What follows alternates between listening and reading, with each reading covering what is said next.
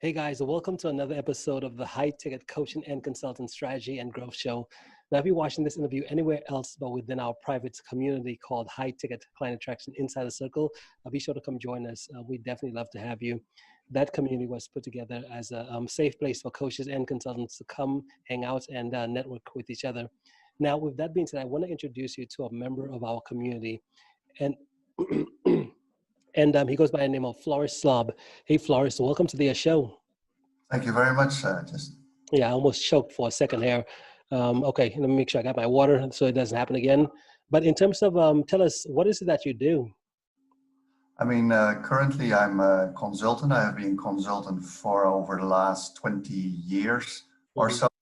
It's in an industry that I'm actually trying to leave slowly but surely in the next couple of years. At the same time, in parallel, I actually wrote my first book, and that is more the direction I may want to choose in a little bit more distant future, and it's something that I'm still developing. So I'm a first-time novelist, I would say. It's a novel that I wrote about my own life story, about 2.5 years of my life, and this is also more what I would like to put the emphasis on in this little interview with you. Okay, so ultimately the book. So what is the title of the book? I have it right here. I don't know if people can see it. Waking Up in Tiki's World. Well, it's basically, this is what you see a lot of times these days on Facebook groups and LinkedIn and everywhere where you are searching for more spiritual or more natural topics. People are waking up and they realize, especially people from my own generations and maybe even before that as well, that work and life is something that we basically should not separate, because we have a life and work should be part of life and not the other way around. And people seem to be rather stuck sometimes in their work in society, and that can go from bad to worse, which actually happened with me in my early 30s already. And so this book is about part of my own life story, where I met a native Maori person from New Zealand who is considered to be highly spiritual and knows very well the natural practices of life. The Maori people are very close to nature. And I met this person in my book by also in real life by accident. And accidents do not exist, but okay, I didn't really realize that yet at the time. And I spent about 2.5 years of my life with this man, and I went from one revolution into the other. And this is a story that I'm sharing with the reader, basically how life can happen to you, how you can lose basically everything, your wife, other loved ones, such as animals or almost, your job for the first time, and how to actually deal with that in a pretty easygoing way. But in order to do that, you have to find yourself back. And how can you find yourself back? Not rather lose yourself in anxiety or in depression or even worse. But how can you actually find yourself back? This book is all about that. It gives a lot of practical tools as well, but it's still written as a story. I mean, you don't see my name in there. There's another name as the main character. Also, the name of the Maori person, it's not his real name, but I found the name Tiki is a very appropriate name, because Tiki is a very important mythical person in the Maori world, and it's often related to the Asian Pacific Islands, so also to New Zealand. So at some stage this title came along, and some people thought it was rather catchy, and so I wrote my story. And while writing the story, which happened more or less 12-13 years ago now, I relived it again. I had a lot of contact with my friend. It's still one of my best friends, as you may imagine.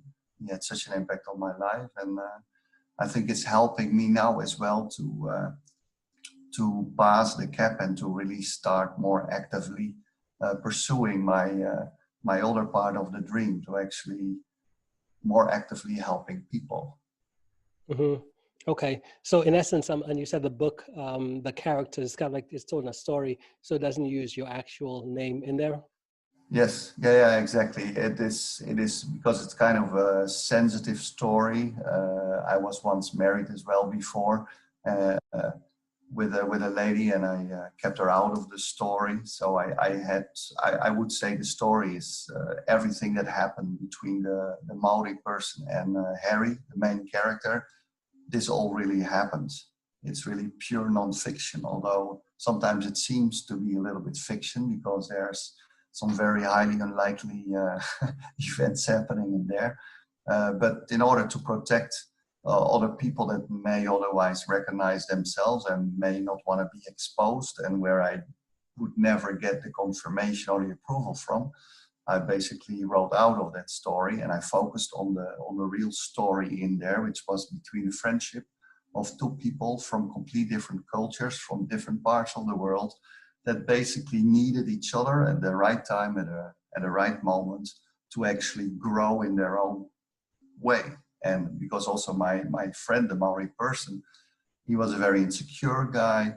He really couldn't really go into a city. He would get completely cramped and scared.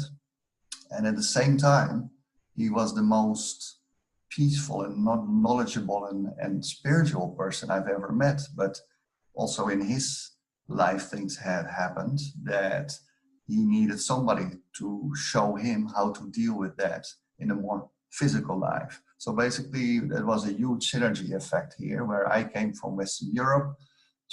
I'm originally from the Netherlands. I'm quite down to earth, rational, structured, organized, feeling good about who I was.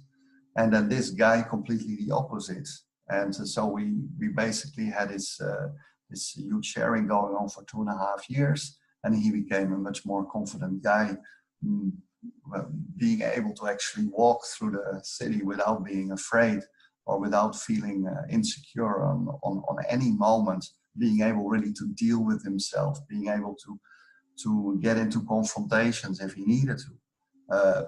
At physical level, at spiritual level, he was another guy. He's really, wow, as somebody that I would have the highest respect for in the world, and he's not afraid of anything.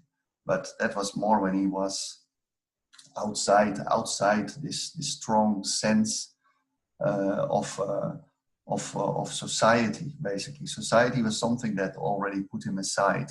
So he also put aside society, and that brought a big issue in his life, because how did he survive? How could he survive in his life without society? Because everybody in the end needs money, need a job, or needs some kind of work for being able to do that, and he couldn't. Mm-hmm. It was kind of just so interesting. so I guess just so I can understand, because I want to make sure I'm just following along. So you said his name is Maui, right? Maui. Maori. It's a Maori. That's the race, basically. Like you have a European or like a native. I don't know how I'm supposed to say that for the United States, but the original people from the United States of America, they were natives. So, yeah. Okay. So that was a native. He was yeah. a native from New Zealand, and they are called Maori. Okay. So native from New Zealand called Maui, but that's a real person, right? Just the fact that it's not an actual name. It's just how you describe that person. Yeah, and Tiki was his name in the book, and it's also not his real name. Okay, got you. Okay. He's also protected. That's good. That's then. So basically, the guy was teaching me how to reconnect with nature, and he brought me slowly but surely into all kinds of situations where he was actually showing me also that there was an entire invisible world outside this physical world that we cannot see and touch, had actually the biggest impact on you. And okay, you see lots of books written these days about it, and well, I never really read any books. I just had my first time experiences all there. in Oh, so 2000. up until that point, you hadn't read any type of spiritual books or anything in that realm? No, I was a very skeptical guy, very, very skeptical. I found out later in life that friends from me in the Netherlands, they hide things from me because I was very against everything that I couldn't see. So if they would talk with me about seeing auras or dealing with chakras or this type of things, then I thought, come on, guys, it doesn't exist. You Mhm. know, wake up. Yeah, yeah. Do So you? how did yeah, Yeah. how did you what made the what was your first experience where you started saying, okay, there is something there? What was that first experience for you? I think the very first experience that I had, I was still a student. I was in my second studies, and I was living close to. Well, I was living next to a neighbor friend that was a former fugitive, and he had a very dear friend, an older woman that he met while he was living in a fugitive camp, and she was a volunteer, and she was a person that was laying down tarot cards for over 25 years at a time. What was she doing? Tarot cards, Oh, tarot. tarot cards. Okay, okay. And, I didn't want to participate in that because obviously I didn't believe that. And at the end of the evening, they finally pursued me to actually participate with them. So I chose a couple of cards, and one of those cards happened to be the Emperor. And then what happened then? There was still something that is unexplainable to me then, and the room became, for my eyes, black. I just could only see the eyes of this woman. And she was saying that my grandfather was there, and she started to spell the name of my grandfather, which was not Slob. That was it was the father of my mother's name. It was a very difficult name to spell with Hmm. a Q in it, a C in it. I mean, it was really amazing. And then she started to talk as my grandfather about how he put me on his left knee while he was holding the newspaper, reading the cartoons in the newspaper for me when I was a little boy. I said, "Wow, how is this possible?" So the next day, what I did was So hang buy. on. So when she was sharing that, that was actually when she was saying it for you, that was actually that happened. You remember that happened? That really happened. This is true story. Everything in Mhm. the book is. And she just knew it without like that was your first experience with her, and she was able to I do it. never met the woman before. She knew my name was not like she was spelling. She's I mean, so yeah, it was a complete mystery for me. And the next day I went to the store. I bought these cards and I started to try to make something happen again. And obviously that never happened anymore. And so it took me quite a few years later, all the way to New Zealand, where much more things started to happen.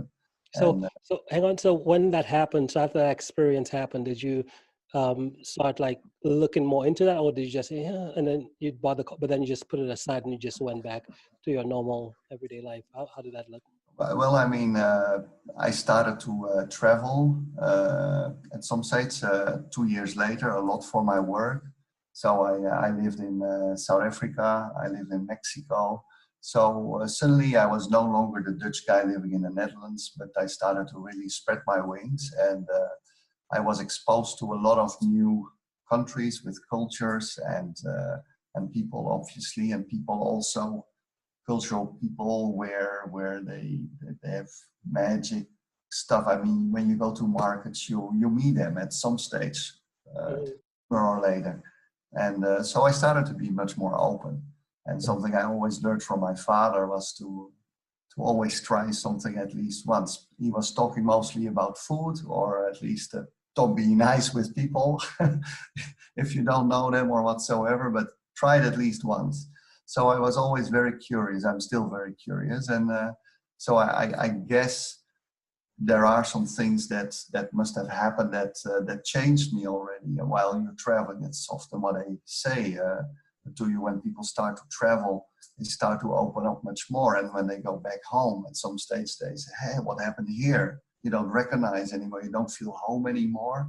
The world has grown so much more and faster than you possibly believe. And then you see your friends and they are still doing the same job. They're living in the same houses. And I said, wow, it looks like time didn't move here. So I think this really helped already. And probably one of the most logical reasons after these adventures were that I moved to New Zealand. Why? Because I had a brother there and he was homesick, and he checked on me and he said, why don't you come here after those adventures? Why don't you try New Zealand? And then he put me up to come over there, and he more or less arranged a party where I would meet people from my industry. And before I knew it, I had a job. So I said, okay, let's go over there and let's let's start a new life on the other side of the world. But I was not really honest with myself at the time. I was living really the life that I supposed to be living, the life what people expected me to live, the life that's based on my education, based on my parents, based on my friends, relationships, based on your environment that you were living. And I said, okay, this must be it. I'm happy. I have a good job. I'm seeing the world. What else can I want? But I was very curious, and I started to dig more and more. And this is when I met this guy in New Zealand, very, very soon after I have arrived. And well, he just completely, how do you say that, turned my life upside down, literally, with all his stories and the things he could show me and the things that he could do. And suddenly I was part of that. And what I didn't realize at that time, that he was really preparing me for all the bad shit that was going to happen in my life. And he was actually providing me with tools to deal with that. But I had to figure it out myself. He never told me about it. He maybe he didn't really knew, but he would have sensed it at least. And later I realized for myself what this man must have seen when I arrived. Because after 2.5 years, after all the things had happened and after all the hard work that I had to do on myself, I basically was in utter peace, and I was calm. I had a job again, and I was going to my work, and I could see. What happened for you? Like, what's because you said you went through a lot of tough stuff. You said he was preparing you for all the bad stuff that would happen. What bad stuff happened? What happened? Well, not in the book, but in my real life. So I split up with my first big love. We were married, and that went completely wrong.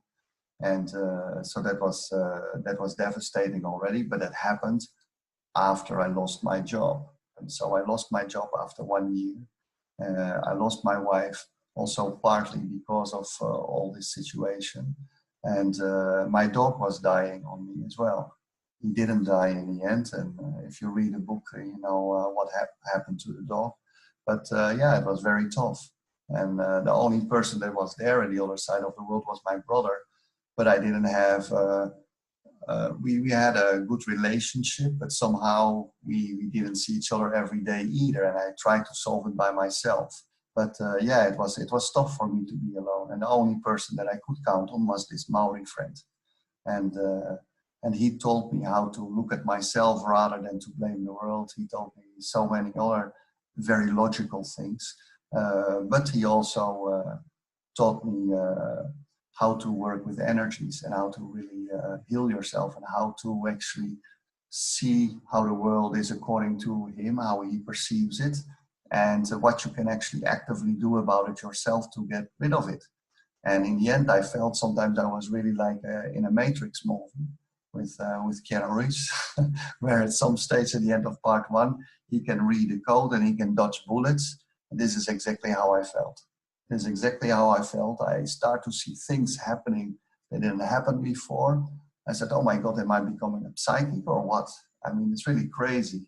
And my friend just simply explained to me, he said, you know, you have shed so many onion layers of yourself. You really peeled an onion off of you, and you got rid of so much garbage that you really don't need. So you your senses are much stronger, and you live your life now very honestly. You look in the mirror, you can really look into your own eyes and be happy. And he said, you're no longer clouded by what society has taught you, or education has taught you, and people has taught you. You're just being you. And this is what we all can. This is how easy life can be.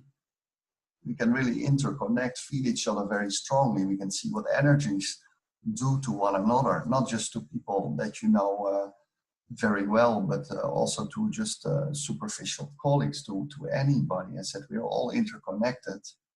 And he could prove me easily what energies can do. And so I really needed to write down this story to actually, to share it with the world. For sure, there's millions of stories like this. And also my story, I think, was good enough to share. And after I published my book via Amazon last year, I mean, of course, like everybody else, I also tried to become an Amazon bestseller. I was it for a few days in some categories, because you follow all these structured things. But it was never my goal. My goal was really to get this story out of myself and put it into the world, and let's see any soul that would read it and would take something away from it, even if it was just a nice read, a nice story. Then it would already be good. And if you would take out a little bit more, then that would be even better. And I've heard from some people that have read my book that I don't know at all.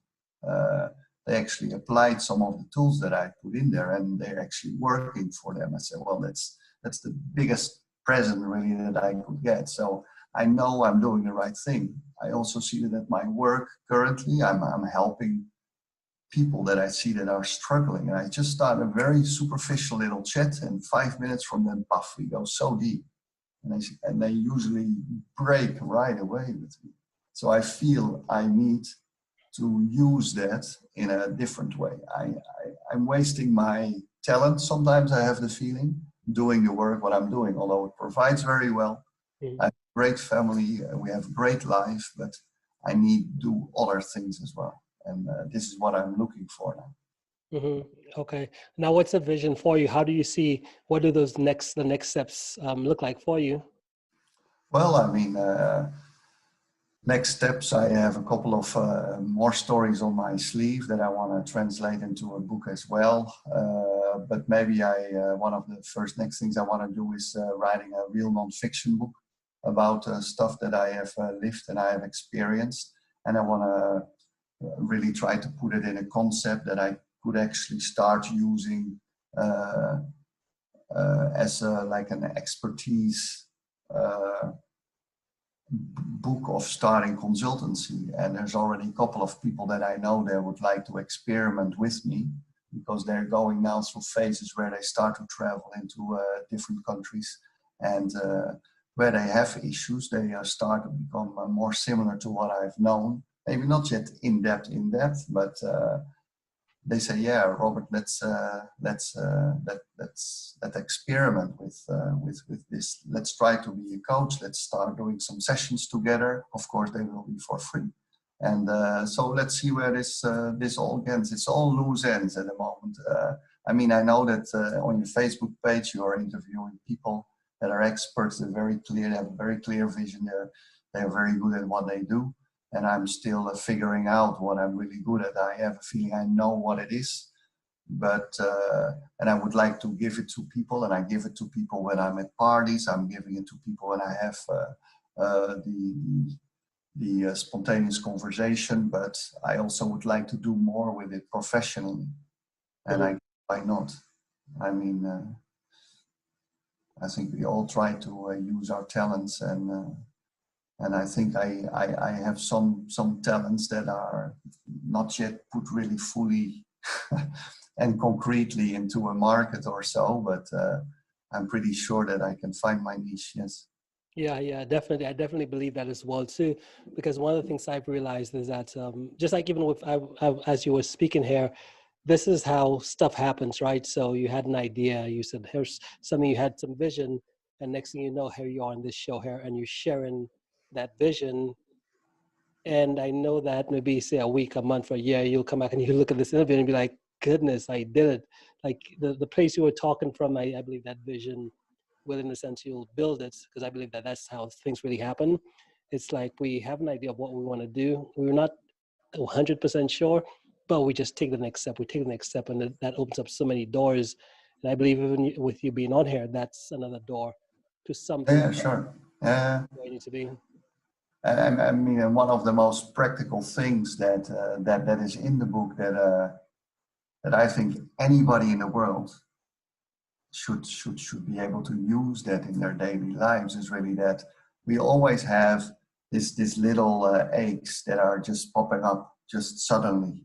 Sometimes a headache, sometimes it's a lower back pain, sometimes it's a pain in your shoulder, or sometimes you're feeling really cramps in your stomach. But in general, people never really think of where that is actually coming from. When it's a cramp or a stomach ache, they think, oh, maybe I ate something badly. When it's shoulder pain or lower back pain, oh my God, what did I do? Okay, sometimes people refer it already to a stress with the headaches as well. But sometimes it's so easy to get rid of it really instantly just by taking a quiet moment and actually trying to move your perspective to say, okay, who is giving this to me?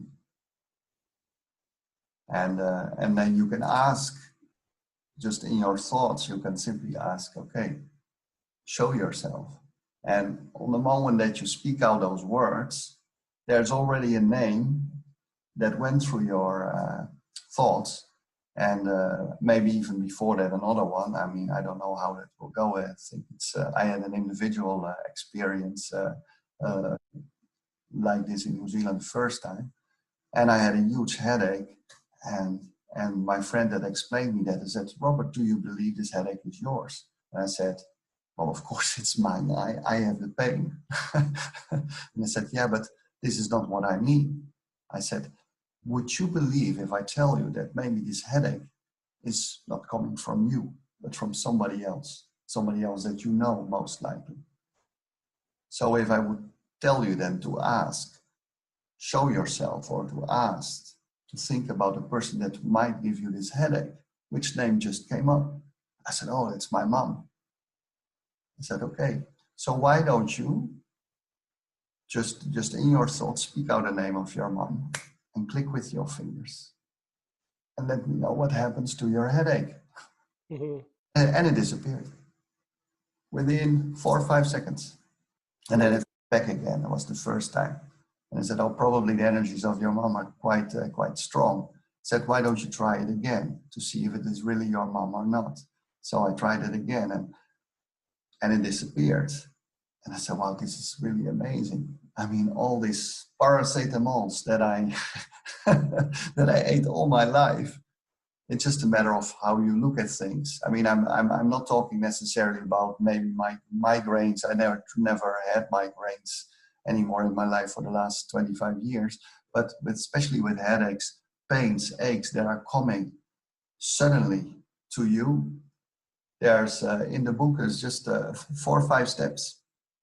It's just something to do and to practice, and it takes you 1 minute, maybe less, and you can get rid of all your pains. I mean, it's something that is just related to the energies, because we're all connected with energies, and energies, they travel the distance very, very easily. So if my mom was living in the Netherlands and I am in New Zealand, of course I didn't believe that in the beginning, but it's actually working. And after a while training this, I never had headaches anymore. And now with my wife and my son, I know when my wife's headaches, when a headache comes up here, it's mostly my wife, and it's on this side, it's my son. But before it really starts, it's already gone, because I did this process instantly. It's just subconsciously now. So the headaches are gone. I have no more lower back pains. I have no more cramps in my belly. And if it happens, I still apply the same thing that I learned years ago, and it still works. Of course it works, because the energies are working. So a lot of this type of very simple stuff in, even if you don't believe it, it will work for you. Of course, I mean, it makes sense as well, I think, because you have all these energy practices anyway out there in the world that more and more people are using, and it's just in a different version. It's just in a more natural way from this Maori person. So this is just how we live. We are all energy bodies, and we're part of nature. So the moment we start to neglect all those things, that's the moment we die, even if we still live in society. That's why he also didn't want to go there when I met him. But yeah, it's one of those things that I wanted to share, at least with people if they would be curious in what I have been writing about. I mean, yeah, it is a novel, it is a story, but I mean, some of my friends said, "Oh, this is like a Paulo Coelho story." Maybe Paulo Coelho is a much better writer than me. Obviously, I don't even want to come into his shadow, but yeah, he always writes things that are stories, but you can pick out things and still apply it sometimes on your own life, and that can actually work. Just sometimes it's a way of seeing the world, or literally a couple of steps that you could apply to your own life to see if that works. And so I wrote a book like this, I guess. I didn't realize it at the moment, but yes, this is what I got as feedback as well from some people. So I'm very grateful that I wrote the story, and I know I'm doing the right thing, and I'm also no longer worried about all my other work that I'm doing, because people know that I wrote a book. They know it had nothing to do with the business, that it was a personal story, and I said, okay, good for you. I also want to write a book. I already think about it for 20 years. I never did it. You did it. So it's good for you, and that's it. Yeah. I don't necessarily say that I want to keep writing books, but that's also my business, nobody else's. Yeah. Awesome. Love that. Love that. Well, we're kind of short on time here now. Yes, I'm sorry. What's the best way? No worries, no worries. What's the best way for someone to reach out, to connect if they wanted to reach out to you? Well, I have a Facebook page, which is also, I think it's Floris R. Slob .author. And of course, you can find the book on Amazon, Waking Up in Tiki's World. It's sold there as an ebook and as a paperback, but you can reach me. I guess the easiest is on this Facebook page, and there I'm open for sharing all kinds of things. And people have questions, or people want to know more about the work of energies that I've done in New Zealand with the Maori people, then they can of course ask their questions. Mm-hmm. Love it, Floris. Well, hey man, thank you so much for sharing. That was you have some amazing stories as well too. And thank you so much for stopping by. Do you have any final thoughts before we end? Sorry, final thoughts before we end? No, just try to try not to follow necessarily life if it's too easy. Try to step out of your comfort zone whenever you can, because that's where miracles happen. Mm-hmm. Love it. Well, again, thank you so much, and we'll be in touch. Okay. Well, thank you very much for this opportunity, Justin, and well, we see each other on the Facebook. Yes, we'll connect there. Okay. Cheers.